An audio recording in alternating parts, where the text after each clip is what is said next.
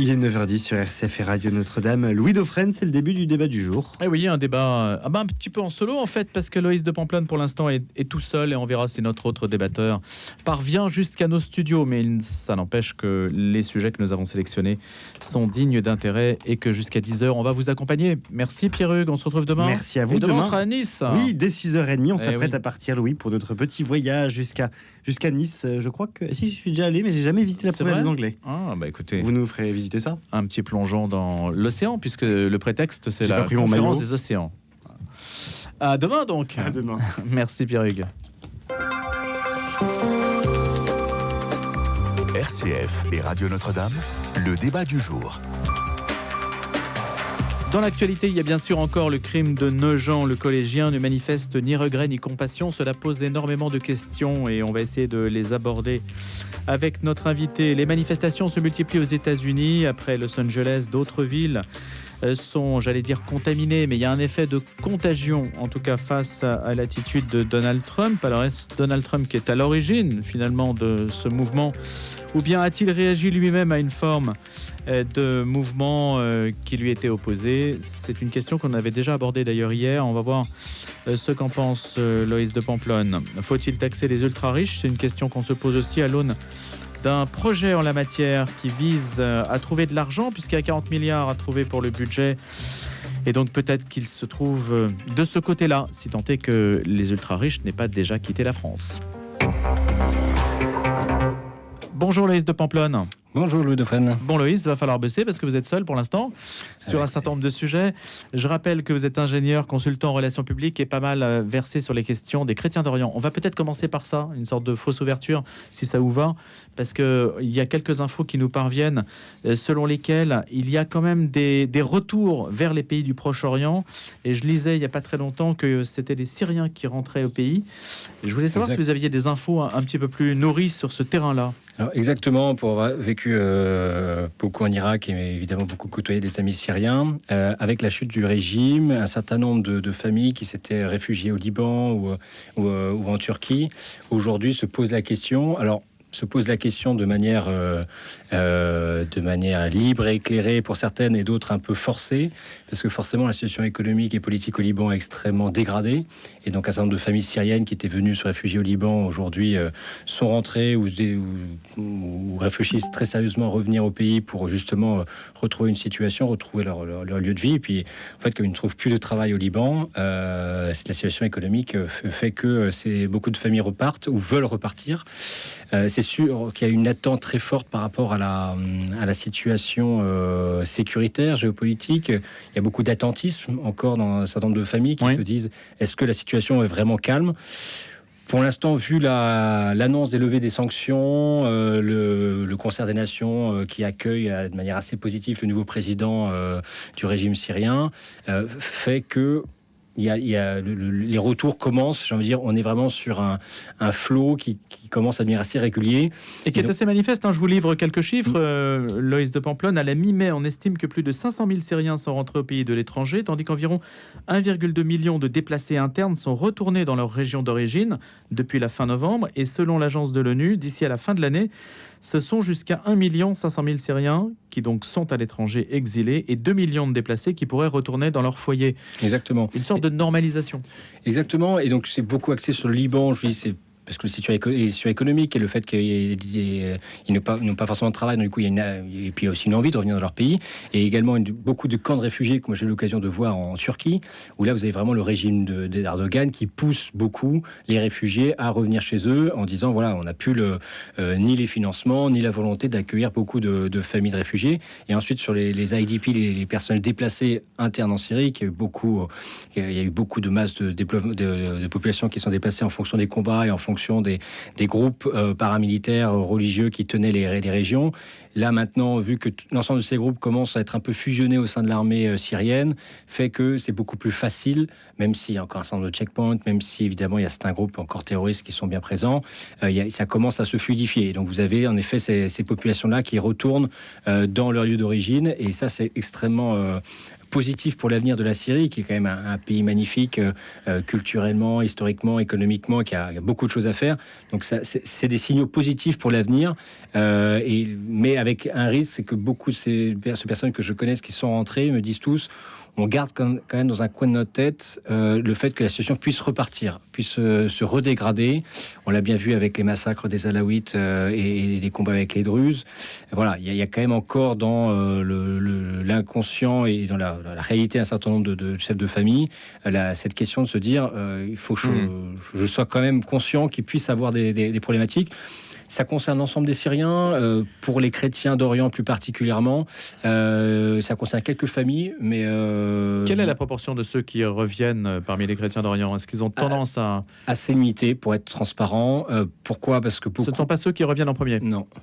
Non, parce qu'il y a eu beaucoup la grosse différence par rapport à une majorité des Syriens, c'est que mais comme pour les Irakiens d'ailleurs, c'est que ceux qui ont pu partir pour les chrétiens, ont pu utiliser un certain nombre de réseaux familiaux, mais ici ecclésiaux. Et donc vous avez un certain nombre de familles qui ont pu s'implanter au Canada, en France, mais également dans les pays nordiques, en Norvège. Et ces familles-là qui sont parties depuis 2-3 ans, sont scolarisées et on commence à bien s'intégrer. Et donc il y a une vraie question de chef de famille en se disant maintenant que je suis intégré, est-ce que j'ai vraiment intérêt à revenir dans mon pays, sachant qu'il y a encore des questions, des points d'interrogation sur l'intégration des communautés chrétiennes. On voit qu'il y a un certain nombre de projets de loi potentiellement sur le voile ou sur les femmes dans la sphère publique qui se posent dans la communauté syrienne avec le nouveau régime. Donc voilà. Pour les chrétiens, aujourd'hui, il y a beaucoup d'attentisme.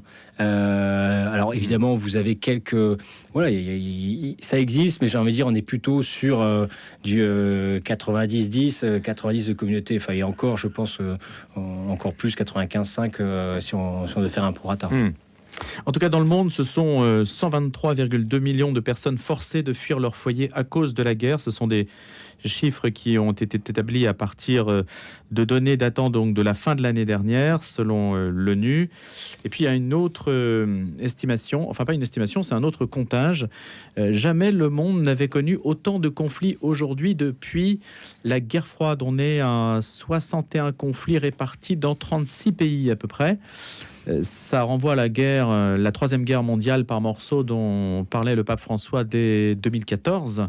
Donc les choses se sont là aussi plutôt aggravées dans ce domaine-là. Exactement. Avec beaucoup de conflits en Afrique et puis bien sûr la guerre en Ukraine et le Proche-Orient, la bande de Gaza et Israël. C'est ce que j'allais vous dire. On se rend compte qu'aujourd'hui on est plus sur une guerre importante sur laquelle tous les yeux sont focus.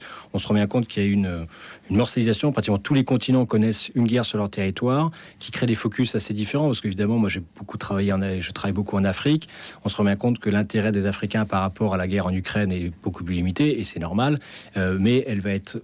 Voilà, vous regardez le continent africain, ça n'arrête pas de coup d'État en coup d'État. Vous avez toujours la République démocratique du Congo avec le Kivu qui reste un des lieux extrêmement forts de combat extrêmement réguliers entre le Rwanda et la RDC. Et si vous regardez l'ensemble des pays maintenant d'Afrique de l'Ouest, qui commencent avec cette bande sahélienne qui reste toujours la situation reste extrêmement dégradée. Donc oui, malheureusement, on se rend compte que le monde va mal, et la situation politique et militaire se dégrade.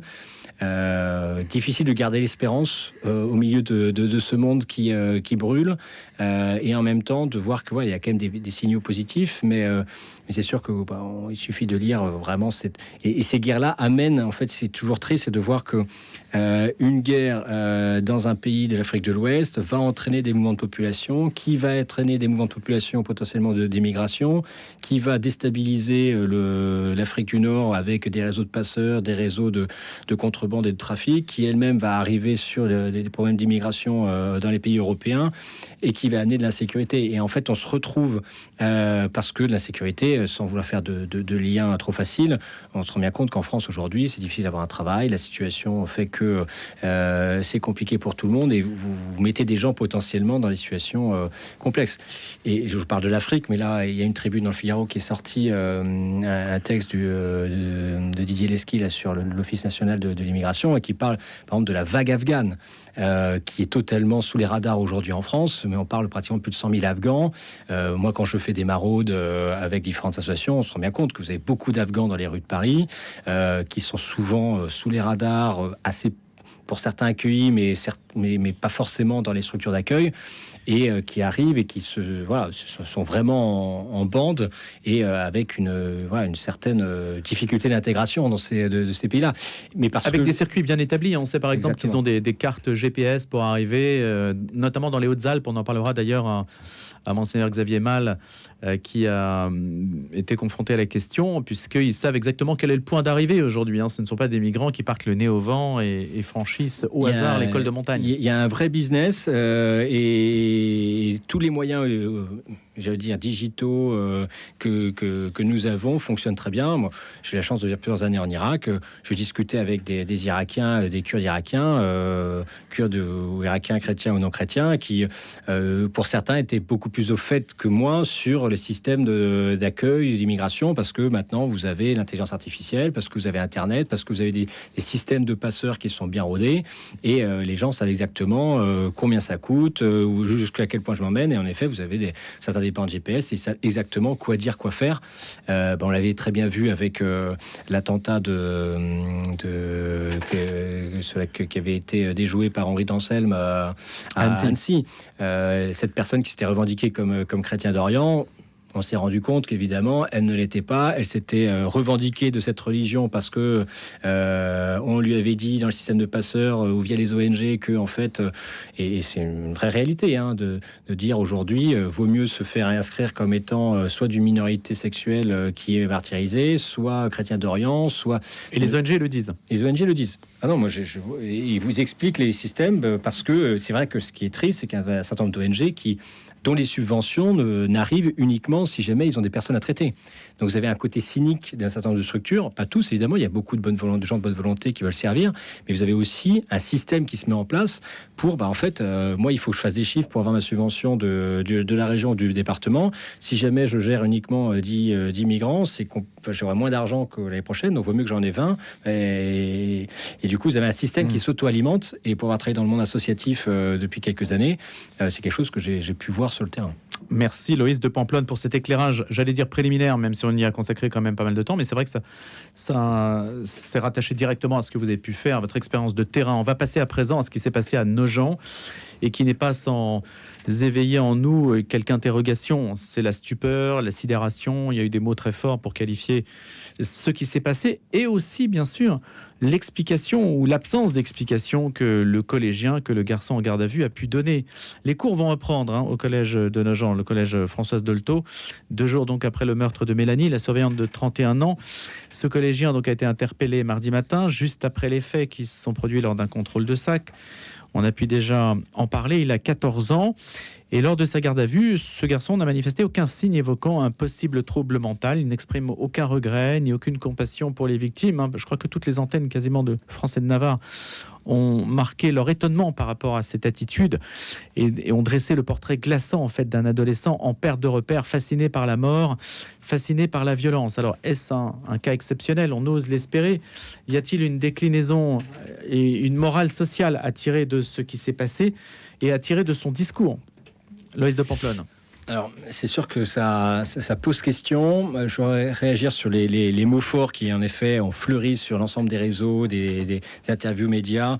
J'ai envie de dire que pour beaucoup de Français, aujourd'hui, les mots ont perdu leur sens. Et il y a une certaine exaspération des Français qui se disent, mais en fait, pratiquement toutes les semaines, aujourd'hui, on a un cas similaire d'une violence sans nom et qui va d'horreur en horreur.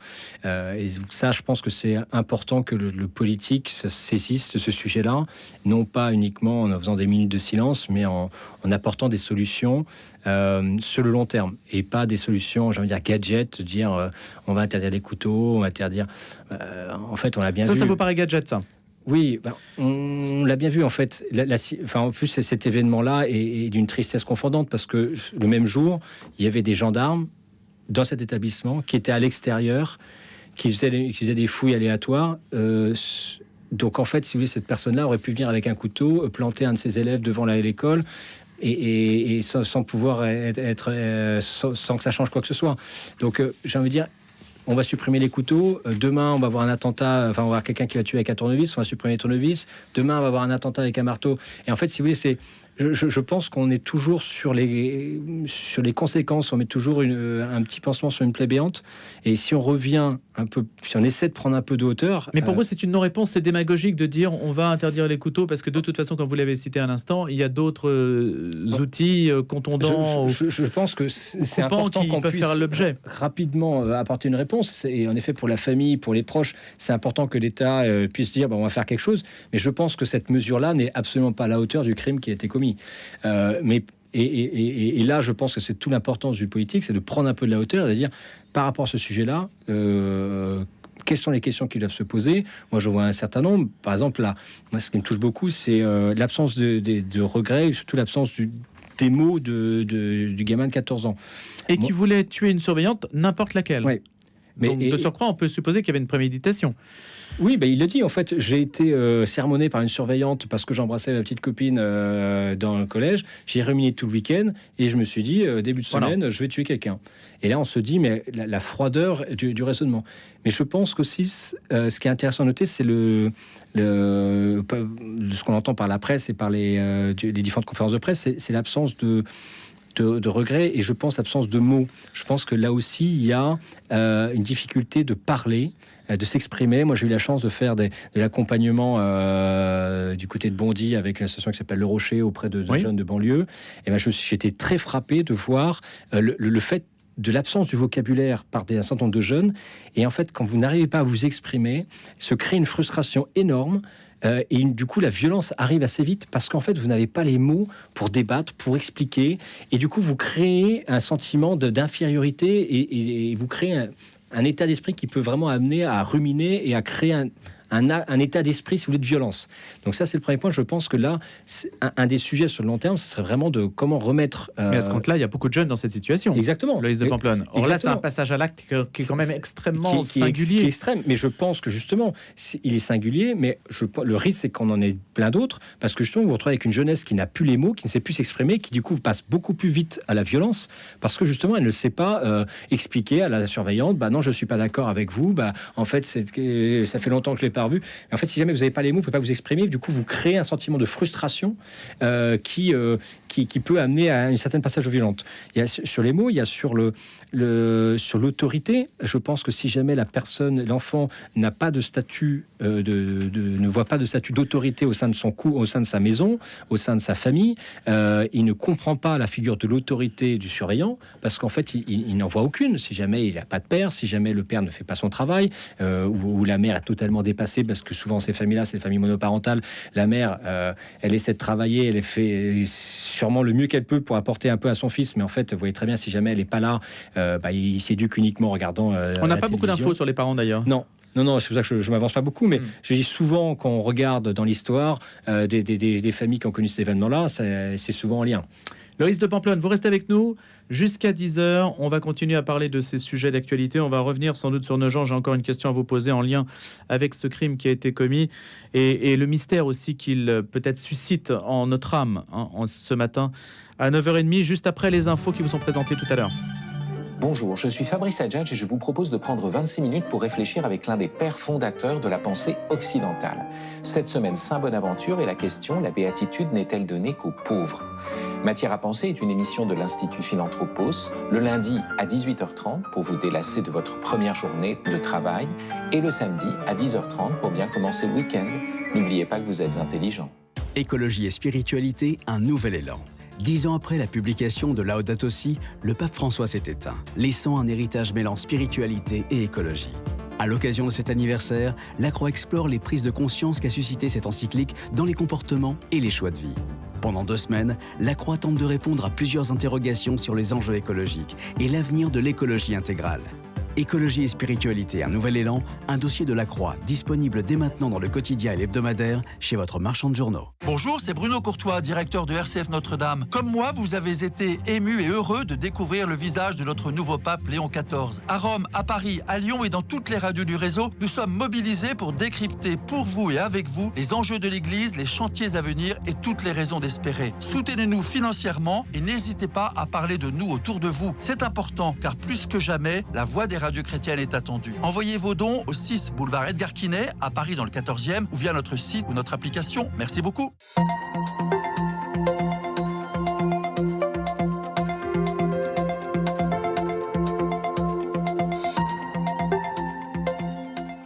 9h30, un point sur l'info. Antoine Galen, bonjour. Bonjour Louis, bonjour à tous. Les manifestations se multiplient aux États-Unis contre la politique migratoire de Donald Trump.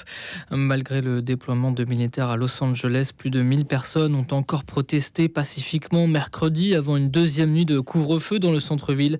La mairie de Spokane, dans l'État de Washington, a également décrété un couvre-feu dans la nuit après une manifestation. Les cours reprennent aujourd'hui au collège de Nogent, 2 jours après le meurtre d'une surveillante par un ancien élève de l'établissement. 1 minute de silence doit être observée à midi dans tous les établissements scolaires du pays. Les proches de la victime ont annoncé une marche blanche demain à 18h. L'enseigne d'ameublement Casa France vers une liquidation judiciaire. 700 personnes pourraient se retrouver sur le carreau. L'entreprise indique que les offres de reprise pourraient être jugées irrecevables par le tribunal de commerce de Bobigny. Il rendra sa décision le 27 juin. 122 millions, c'est le nombre de personnes déplacées de force par la guerre ou d'autres formes de violence à la fin du mois d'avril. C'est ce qu'indique ce jeudi le Haut Commissariat aux réfugiés. Un nombre en hausse par rapport à avril de l'année dernière, mais plus bas que fin 2024 en raison du retour de nombreux Syriens après la chute de Bachar al-Assad. En Pologne, sans majorité, il aurait pu démissionner. Le Premier ministre pro-européen Donald Tusk a remporté ce mercredi le vote de confiance au Parlement. Élection convoquée après la victoire du nationaliste Karol Nawrocki à l'élection présidentielle avec 51% des voix. Séoul cesse sa propagande à la frontière nord-coréenne. La Corée du Sud annonce couper les haut-parleurs sur ordre du nouveau président Lee Jae-myung. Cela faisait 1 an que ces messages étaient diffusés. Une décision qui vise à restaurer la confiance dans les 2 pays. Merci Antoine Galen. Prochain point à 10h. RCF et Radio Notre-Dame, le débat du jour.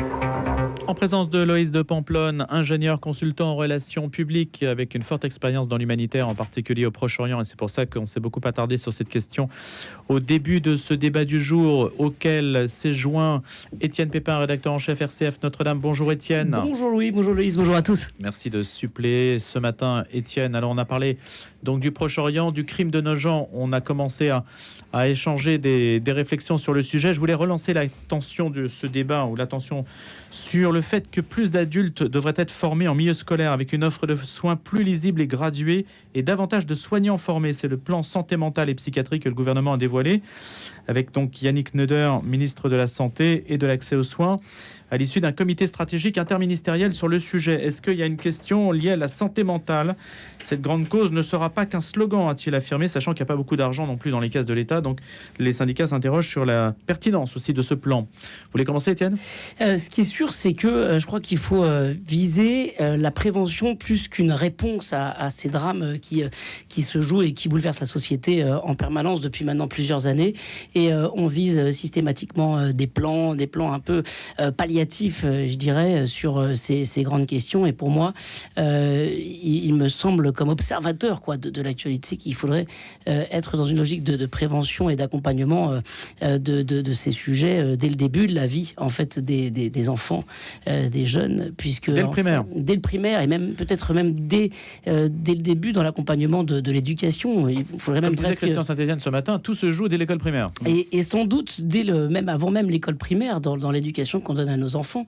Qu'est-ce qui fait qu'aujourd'hui un enfant se sente autorisé à apporter des gestes aussi violents et sans la moindre compassion? C'est ce qu'on a entendu au sujet de nos gens. Aucun regret, aucune compassion. Qu'est-ce qui traverse le cœur de ce jeune lorsqu'il commet comme ça un acte irréparable, pour moi, sans cibler les parents, dont je suis d'ailleurs? Qu'est-ce qu'on transmet à nos enfants pour qu'ils se sentent comme ça autorisés à apporter des gestes aussi graves? Est-il possédé? C'est une question que l'on peut aussi se poser, vous savez, sur une antenne chrétienne. Je suis pas sûr, enfin voilà, je n'irai pas jusque-là, je suis pas, il a dit pas un expert du sujet, mais... fascination pour la violence et la mort. Oui, c'est quand même quelque chose d'assez fort. Loïs. Ça fait raison, évidemment, en tant que père, forcément, on se pose toujours plein de questions quand on entend ces choses-là. Moi, sur le aucun regret, parce que peut-être que j'ai un enfant en bas âge, forcément, ça fait résonance avec le fait qu'on se dit c'est quelqu'un qui n'est pas éduqué et qui est justement sur un niveau extrêmement faible, et qui en fait un enfant n'a pas de remords parce qu'il ne comprend pas ce qu'il fait, il n'a pas du tout la conséquence de ses actes, et il attend justement que l'autre, que ses parents, que l'autorité de la société ou des parents ou de ses professeurs lui explique la limite droite, la limite gauche, et ensuite il avance. Voilà, moi, c'est quand j'entends cet enfant de 14 ans qui n'a aucun regret, c'est que je pense qu'il n'a même pas compris. Alors, il y a peut-être cet aspect-là, Louis, je m'avancerai pas là-dessus. Non, moi non plus, je pose la question. Et la question peut se poser, mais je pense que, dans ce que j'entends, ce que je vois, en écoutant la conférence de presse hier, je me suis dit, mais en fait, cette attitude-là, totalement irresponsable, mais parce qu'en fait, c'est quelqu'un, en fait, à 14 ans, on parle d'un ado, non, c'est un enfant. En fait, à 14 ans, vous n'êtes pas encore formé intellectuellement, vous n'êtes pas... Et encore plus aujourd'hui, où vous avez un côté beaucoup plus... Enfin, voilà, donc à 14 ans, ça veut dire qu'il a vécu le Covid. On ne cesse de dire la précocité, on ne cesse de dire qu'il y a une puberté numérique, par exemple, qui commence à l'âge de 9 ans. On ne cesse de dire qu'en fait, l'adolescence, le début de l'adolescence est de plus en plus tôt, au détriment de l'enfance. Donc, à 14 ans, on dit on n'est pas formé. C'est toute la polémique. L'adolescence, ça commence physiologiquement. C'est pas qu'une donnée mentale. L'adolescence, c'est physiologiquement le corps de l'enfant qui change, des sensations qui évoluent aussi dans le corps de l'enfant, et cela s'accompagne justement d'une psychologie qui évolue. Ce qui me semble très intéressant, c'est justement dans l'éducation d'un enfant, pour lui faire prendre conscience de la limite, c'est l'aider à reformuler ce qui vient de se passer et l'interpeller sur la relation qu'il a aux autres. Quand on est confronté dans nos familles à une bêtise d'un de nos enfants, il y a d'abord la prise de conscience et ensuite l'acte réparateur. De cette manière, est-ce que tu peux dire pardon? Qu'est-ce qu'on peut établir ensemble comme punition? Ou même qu'est-ce que nous, on décide comme parents de punition à donner à nos enfants sans le brimer, sans bafouer son humanité? Mais comment est-ce que la prise de conscience, en synthétisant la bêtise, l'erreur, la faute, le drame, et derrière quel acte réparateur à travers ou une punition ou même une demande de pardon? Et ça c'est pas à 14 ans, malheureusement. Ça me semble un peu tard, quoi. Ça commence dès les premières bêtises d'enfants à 3, 4, 5 ans. Et c'est là où on retrouve, quand on voit le nombre de familles monoparentales dans laquelle il y a un certain nombre de ces problèmes-là. Évidemment, il n'y a pas que ces familles-là, mais on peut se poser la question aussi du rôle de la société. C'est dans le sens où aujourd'hui, avoir des enfants, c'est extrêmement... ça a toujours été une gageure, mais encore plus aujourd'hui, où vous avez une pression de la société, du résultat, et donc d'avoir un travail où vous êtes efficace, où vous devez travailler, et en même temps avoir un enfant. Moi, je suis admiratif des familles monoparentales. Je me dis, mais comment fait aujourd'hui une mère de famille qui a 1, 2, 3 enfants pour les élever seule, avec la pression de son travail d'un côté, la pression de la réserve des enfants, comment elle arrive à éduquer ses enfants? Et je pense que la société aujourd'hui n'aide absolument pas assez. Enfin, on le voit très bien avec tous les systèmes No Kids qui commencent à arriver, avec vraiment un engouement de la société qui est vraiment sur l'individualisme à tout craint, en se disant il faut qu'on profite de la vie, et comment faire en sorte aussi de retrouver le rôle social des familles dans notre société et se dire en fait ces familles-là ont quelque chose à apporter, mais pour que la société le reconnaisse, il faut aussi qu'elle soutienne. Et donc là, il y a une vraie réflexion à mon avis à comment faire en sorte ça c'est politique du coup. Exactement. Et c'est là où je reviens sur ce sujet-là, c'est qu'en fait c'est aux politiques de dire plutôt que d'interdire les couteaux dans les écoles, qui pour moi est vraiment un épiphénomène, où on veut s'amuser. Ça devrait être une règle de base quand même. Oui, mais c'est une règle de base. Monsieur, c'est que si jamais, c'est ce que je disais avant que vous arriviez, Étienne, c'est que si jamais on a interdit les couteaux aujourd'hui, demain il faudra interdire les tournevis, il va falloir interdire les canifs, il va falloir. Enfin, c'est à mon avis, voilà, on arrive en permanence sur des petits sujets en disant, en fait, il y a toujours quelqu'un qui peut avoir quelque chose de bizarre dans son sac, et en fait, bientôt un jour, enfin, ce que j'espère pas évidemment, quelqu'un va utiliser sa règle, son compas, son équerre. On peut toujours trouver quelque chose. Sur laquelle, si jamais la personne a vraiment des volontés, des velléités morbides, cyniquement, on peut trouver quelque chose. Tout peut devenir une arme par destination. Mais par contre, ce que je trouve important pour le politique, si on essaie de prendre un peu de champ, c'est de se dire, mais en fait, comment faire en sorte que dans les familles, on retrouve la lignée de l'autorité, comment on retrouve l'importance de l'éducation, mais pour ça, il faut peut-être plus aider les familles à Vous attendriez, Étienne, un discours sur la famille là-dessus, que le politique se prononce sur ces questions-là ? Sur la définition même de la paix, je pense qu'on devrait repenser de manière augustinienne ce sujet. Qu'est-ce que dit Saint-Augustin ? Moi, je lis beaucoup Saint-Augustin, initié peut-être par le pape Léon XIV, mais vous avez raison. Saint-Augustin dit que la paix, c'est la tranquillité de l'ordre. Et l'ordre, eh bien, il y a 3 niveaux de l'ordre. Il y a l'ordre à titre individuel, au niveau de la famille et au niveau de la cité. Et ça rejoint justement les enjeux politiques. Mais ça commence par l'éducation individuelle. Et l'ordre, s'il est établi dans une perspective pacifique pour la paix au sein de la famille, qui représente une petite société, alors à ce moment-là, la société en bénéficiera dans son ensemble. Et c'est intéressant de partir de l'individu au sein de sa famille, elle-même au sein d'une société. Mais maintenant, on n'a pas d'infos sur la famille de ce collégien, donc c'est difficile aussi de porter les accusations, mais je ne porte pas d'accusations. Non, bien sûr, mais de dire, est-ce qu'il y a une responsabilité familiale qui nous paraît, peut-être de loin évidente, mais la famille a un rôle majeur, et peut-être que la difficulté que traverse la famille, les mineurs, et là encore, sans juger les phénomènes de séparation, de familles recomposées, de familles monoparentales. Moi, je ne pense pas à un jugement sur ces familles-là qui traversent des souffrances aussi qu'il est impossible de juger. C'est pas, ça fragilise. Il y a des drames qui se vivent dans ces familles, et on peut pas en juger. Ce qui est intéressant de se dire, c'est que la famille aussi pacifique, aussi équilibrée puisse-t-elle être, c'est là aussi que se joue l'avenir de notre société. Et je pense qu'il y a un enjeu là à retrouver la place de l'individu dans cette micro-société qui est la famille. Un enfant qui est déraciné de sa propre famille, et encore une fois, je ne connais pas la situation familiale de cet enfant, mais ça l'aide pas à faire société, puisqu'elle n'a pas de repère. Voilà. Et j'apporte juste une précision avant de vous redonner la parole, Loïs, parce que j'ai oublié de le dire, c'est qu'il n'y a pas de trouble mental qui a été repéré chez lui. Je parlais du plan santé mentale du gouvernement, mais ça, c'est un autre sujet qui s'inscrit en coïncidence, d'une certaine façon, qui est une coïncidence avec ce qui est arrivé, mais le collégien, apparemment, n'a aucun signe évoquant un possible trouble mental. Et je voulais juste revenir sur ce que disait Étienne, sur le côté de la fragilisation de notre société, un certain nombre de familles aujourd'hui. Et c'est là où je veux en venir, c'est à mon avis, ces familles recomposées, monoparentales, qui souffrent pour une large part, et je pense qu'on a tous eu des amis qui vont partager ces souffrances-là, de divorce, de familles recomposées, de difficultés, de relations familiales ou parentales, qui peut exister aussi dans les familles, entre guillemets, classiques.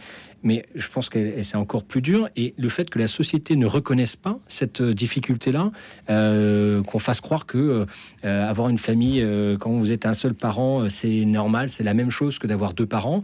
Non, en fait, c'est enfin, moi, je dis encore, je suis admiratif de voir les gens qui arrivent à élever leurs enfants seuls, en ayant un travail à côté, et en étant dévoués corps et âme à leurs enfants. C'est aujourd'hui l'exigence qu'a la société. Je vois très bien pour les mères de famille, quand elles reviennent dans leur travail, en fait elles ont un enfant, mais merci, elles ont eu leur congé maternité, maintenant on repart comme si de rien n'était. Non, en fait on peut pas, parce qu'en fait il y a des enfants à gérer, il y a aussi une charge mentale dans les 2 parents qui arrivent, et ça je pense que la société, pour moi le péché originel il est marqué aussi beaucoup par la politique de François Hollande, qui a vraiment cassé, au-delà de l'aspect économique avec le quotient familial, mais cassé vraiment cette relation de la société qui reconnaissait l'importance de la famille pour la société, et je trouve dommage qu'aujourd'hui dans les questions des retraites, dans la question de l'avenir de notre pays, avec les 40 milliards de dettes qu'on a, on ne parle pas du tout assez de ces questions, de ces familles, de la natalité, de tout cet aspect-là qui, à mon avis, est central pour le bien commun de notre société. Moi, j'en reviens à cette notion de paix et je l'associe volontiers à la question de l'autorité. On présente souvent l'autorité comme une sorte d'adversité, comme si l'autorité était répressive et nécessairement violente. Je crois qu'il existe et il est possible d'imaginer une autorité de la société et donc des parents aussi autour de leur enfant qui soit pacifique. Si l'autorité c'est un combat, elle génère nécessairement une violence et avec cette logique de gagnant-perdant, de je te punis, je te brime, peut-être je te donne une gifle. À ce moment-là, il me semble que... Vous ne giflez pas les enfants, Étienne. Non, bien sûr que non, mais c'est un sujet quand même. Il y a des familles où on donne encore des gifles et des fessées. Donc le sujet, c'est si on en vient à des phénomènes d'autorité dans le sens belliqueux de l'autorité, il me semble que dans ce cas, il y a un gagnant, un perdant, et donc cette paix est inaccessible parce que l'une des parties est humiliée. Et ça rejoint même la société et ça rejoint même les conflits internationaux. Si dans un conflit, il y a systématiquement un perdant, un humilié, ça génère là encore de la violence. Et il me semble que la perspective de la paix, elle s'obtient pacifiquement d'emblée, de facto, avec une autorité qui est là pour mettre des limites, pour évoquer justement cet ordre-là et ces règles qui ne sont pas là pour être répressives, mais qui sont là pour être constructives. Et c'est l'enjeu, à la fois des éducateurs, mais des hommes politiques d'aujourd'hui, des grands dirigeants. Je disais hier que 2024... avait été, depuis la fin de la Seconde Guerre mondiale, l'année... on le disait tout à l'heure, il y a le plus de conflits. Où il y avait plus de conflits. 61 conflits dans 36 pays. Parce qu'il me semble qu'on a oublié que l'essence même de la vie en société, c'est la recherche de la paix. Et la recherche de la paix passe nécessairement par une démarche pacifique et pas belliqueuse. Et ça, je le crois profondément. Et c'est clairement le message de la doctrine sociale de l'Église. Et alors, je vais juste une petite parenthèse pour revenir sur ce sujet. Enfin, là, c'est vraiment une parenthèse sur les conflits. Et alors, le chiffre qui avait été donné par lui, que vous avez repris, Étienne, sur le nombre de conflits depuis la fin de la guerre froide, qui n'a jamais été aussi important. Mais, et d'une manière peut-être un peu provocante, vous dire, en fait, est-ce qu'on n'était pas dans une parenthèse ? Est-ce qu'on ne revient pas à un système mondial, l'état normal du monde. Mais on peut pas s'en satisfaire. Je dis pas le contraire. Et mon engagement associatif, politique, c'est vraiment quelque chose qui ancre et que je suis. Voilà. Alors je n'ai pas je n'ai pas encore repris Saint-Augustin comme vous, mais ça me donnait l'envie de lire, de le relire. Mais je pense que faut faire peut-être un peu attention avec la vision un peu catastrophique qu'on peut avoir en disant mais tout va encore plus mal. Est-ce que se dire que malheureusement ça a toujours existé, c'est un certain nombre de conflits dans un certain nombre de zones du monde et qu'aujourd'hui voilà l'Europe où on se dit bah tiens la guerre revient en Europe, mais en fait il suffit de relire l'histoire. Moi je suis un passionné d'histoire. Vous vous dites mais en fait c'est vrai qu'on a vécu vraiment une parenthèse enchantée. Mais en fait, c'est dans l'histoire du monde, c'est plutôt un anachronisme plutôt quelque chose qui est habituel. Mais vous avez carrément raison et ça me fait penser à une autre référence cette fois biblique. C'est le psaume 84 qui dit amour et vérité se rencontrent et surtout justice et paix s'embrassent. Et il me semble que justement, et ça rejoint la question de l'autorité, il n'y a pas de paix sans justice et la justice nécessite une conception de ce qu'est l'ordre, de ce qu'est l'autorité, de ce qui est bon. Et qu'est-ce qui est juste et bon pour obtenir la paix. Et je crois vraiment profondément que même si on a vécu une parenthèse enchantée, l'histoire qui nous informe de ce qu'est le monde et comment est-ce qu'aujourd'hui on en est arrivé là, ne peut pas se satisfaire. On ne peut pas se satisfaire de la résolution des conflits. L'Église ne s'en satisfait pas d'ailleurs, Étienne. Mais non, mais par une défaite, par une défaite nécessairement de quelqu'un. Et donc moi je m'interroge. Bon, je suis que c'est faire la paix. Un simple journaliste ici à RCF Notre-Dame, mais c'est vrai que je m'interroge toujours sur la manière d'accéder à la paix. Vous voyez, tous les conflits récents qui ont abouti à la paix l'ont été avec un perdant. Ne serait-ce qu'en 14-18, ça a provoqué une réaction de l'Allemagne extrêmement forte qui a provoqué finalement la Seconde Guerre mondiale. Vous voyez, et la paix, Gagner la paix, c'est très difficile. Gagner la paix. Souvent, on dit, si tu veux la paix, prépare la guerre. Je crois que c'est malheureusement une mauvaise maxime. Et on sait quand on commence une guerre, on ne sait pas quand on la termine. Justement, vous m'amenez à considérer un autre sujet duquel je vais vous faire parler, les manifestations qui se multiplient aux États-Unis, parce que ce n'est pas facile de savoir finalement qui est à l'origine de cette montée de tension aux États-Unis et qui déborde Los Angeles, puisque d'autres lieux, l'État de Washington à Spokane, mais aussi dans le Texas, l'armée a été mobilisée. Et donc, des manifestations qui se multiplient malgré le déploiement des militaires à Los Angeles et la promesse du président Donald Trump de ne pas laisser la loi de la rue gagner en Amérique. Alors, on disait hier, on ne savait pas très bien qui, de l'œuf ou la poule, était à l'origine de ce qui se passe aux États-Unis. Loïs, quel est votre regard précisément? Est-ce que c'est Donald Trump par sa politique de coup d'état d'urgence, je voyais ça dans la presse, coup d'état d'urgence, c'est-à-dire dire tout le temps l'état d'urgence, est-ce que ça provoque finalement un énervement et un emballement qui crée du conflit? Ou bien répond-il à une logique de conflit, de harcèlement de la part de son opposition? Alors moi, je suis pas un expert de la politique américaine, je la suis un petit peu néanmoins. Il y a 2 points qui me viennent en tête par rapport à ce sujet-là. C'est ne pas oublier qu'il y a quelques années, Donald Trump a lui-même appelé à un mouvement insurrectionnel. Donc c'est toujours compliqué quand un homme politique appelle à un mouvement insurrectionnel et qui, quand il arrive aux affaires, demande que c'est crie au scandale et crie à un complot venu de l'étranger. C'est là où on en revient sur la paix ou sur la colonne vertébrale intellectuelle d'un homme politique extrêmement importante, parce que vous ne pouvez pas, quand vous êtes dans l'opposition, dire quelque chose et puis quand vous êtes aux affaires, dire l'inverse. Donc l'arroseur arrosé un peu. Il y a cet aspect-là à ne pas oublier. Et deuxième, c'est que faut pas oublier que ces images, moi en tout cas pour moi, elles font résonance avec un certain nombre d'autres images qu'on avait déjà vues. Et il ne faut pas oublier que les Black Lives Matter, qu'il y a eu un certain nombre de gros événements aux États-Unis où on voit régulièrement des phénomènes de cassage, des phénomènes de vol, des phénomènes, je veux dire, c'est y compris à Los Angeles, surtout à Los Angeles, qui a toujours été un centre d'émeutes assez fort. Et en fait, quand vous arrivez dans une société économique, une société américaine qui est extrêmement polarisée, mais également économiquement dans une situation extrêmement compliquée, vous avez un taux de pauvreté qui est énorme, un taux de difficulté que ce soit de trouver de l'emploi ou de vivre au quotidien. Et donc, évidemment, bizarrement, ça arrive dans les quartiers pauvres. Et en fait, je veux dire, c'est pas forcément uniquement lié à l'aspect politique. Certaines des images font quand même penser à la victoire du PSG à Paris. C'est-à-dire que vous avez beaucoup de gens qui viennent là par des effets d'aubaine, mais également beaucoup de gens du milieu très populaire et pauvre qui arrivent là aussi en se disant, en fait, là, je vais gagner des petits 1 mois de nourriture en allant piller tel magasin. Parce que vous avez quand même un taux de pauvreté qui est quand même extrêmement conséquent aux États-Unis. Donc, j'ai envie de dire, je relativiserais ça comme un mouvement anti-Trump, en disant, faut pas oublier qu'il y a d'autres considérations et que la société américaine est extrêmement polarisée et que une situation économique qui est quand même assez compliquée, particulièrement pour les populations, pour les populations défavorisées.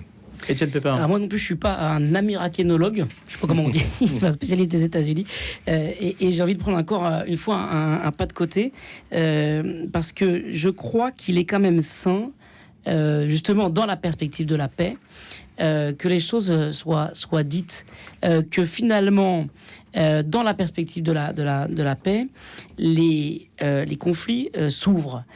Parfois, il est bon d'exprimer. Il est bon que ça claque. Il est bon que ça. En fait, il est bon que la parole s'exprime. Mettre sous le boisseau les conflits, priver la parole, brimer finalement l'expression d'une souffrance, ça finit toujours par exploser.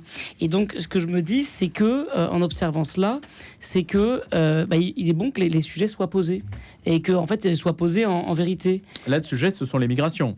En l'espèce, puisque Donald Trump s'exprime sur ce terrain-là, il joue sa crédibilité d'une certaine façon aussi sur ce terrain. Oui. Non, mais je pense que c'est peut-être la manifestation ont commencé comme ça. Les manifestations qui ont commencé comme ça, et je pense que aujourd'hui ça dérape parce que aussi le système américain est extrêmement polarisé, parce que les démocrates mettent de l'huile sur le feu parce qu'ils sentent bien que c'est peut-être un des seuls moyens pour eux d'exister aujourd'hui. Et donc je pense qu'il y a un système un peu malsain où on voit comme LFI en France s'appuyer sur des mouvements de foule en appelant un peu à la vindicte populaire, et avec tout le danger danger parce que une guerre civile, ça commence souvent sur des micro-sujets et ça se répand, ça entache d'huile parce que je pense que la société américaine est extrêmement divisée. On l'a bien vu avec les différentes élections et ça, c'est tout. Enfin, moi, je considère que c'est toujours dangereux et la difficulté avec un Donald Trump imprévisible, c'est qu'en effet, il monte très vite, très haut. Mais une fois que vous avez fait intervenir la garde nationale, une fois que vous commencez à faire venir l'armée, en fait, après, vous avez quoi ?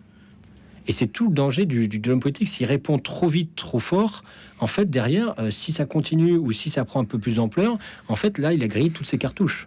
La riposte graduée devient difficile. Exactement. Et donc ça, c'est un vrai sujet. Et après, pour revenir sur le petit point que disait Étienne, sur le fait que je suis d'accord qu'il faut trouver des endroits pour communiquer, mais... Normalement, ce sont les assemblées démocratiques qui servent à ça. C'est ça, parce que le risque, c'est que du coup, après, soit vous, dans ce cas-là, les gens vont vous dire, les réseaux sociaux sont aussi des endroits sur lesquels les gens peuvent parler, s'exprimer. Mais on voit très bien que si on laisse full parole libre, on peut arriver avec des situations compliquées. Et en même temps, on voit très bien que dans la vieille Europe se diffuse le message de plus en plus, à mon avis, un peu pernicieux, on va arrêter les réseaux sociaux à 15 ans, mais en fait, pourquoi on va s'arrêter à 15 ans à un moment donné? On peut se dire, juste qu'il faut être majeur, 18 ans.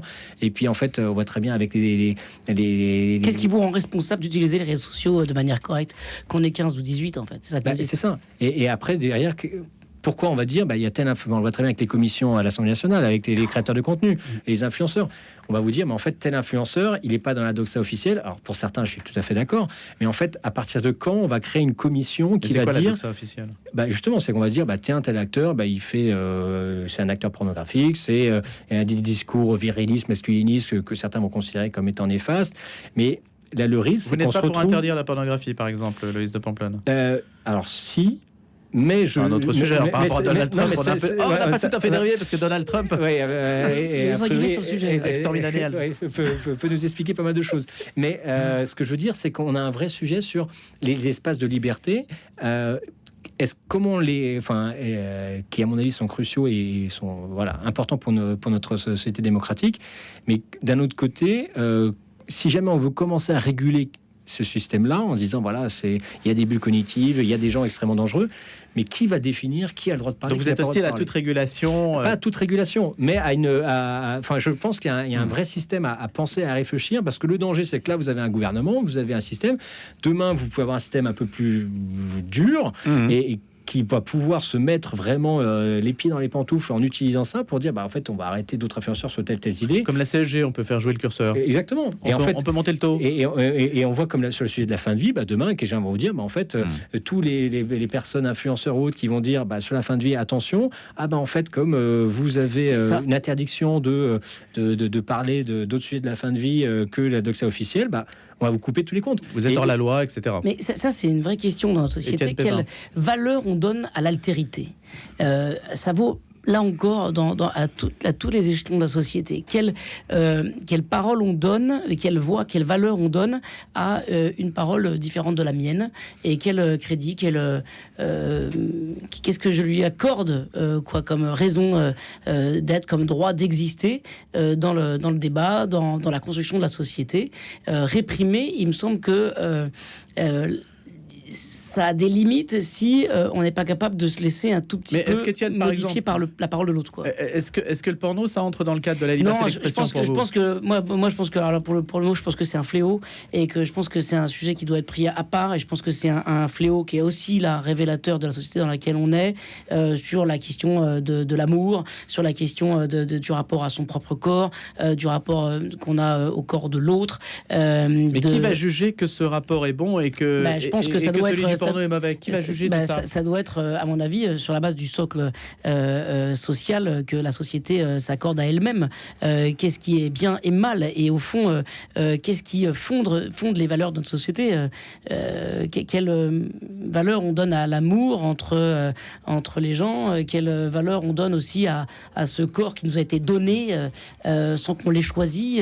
Et ça, c'est pour moi, c'est un socle qui doit être redéfini et la pornographie n'aide pas du tout à ça. Et à mon avis, ça pour le coup, si on veut interdire la pornographie, en tout cas éloigner les mineurs de la pornographie, ça me semble être essentiel pour retrouver justement dans les relations hommes-femmes, je pense que ça sera beaucoup plus profitable. Allez, ils sont bien partis malgré la pluralité des sujets ce matin, et c'était bien. Je vous remercie tous les deux, Étienne Pépin et Loïs de Pamplonne, et à bientôt pour un prochain débat du jour.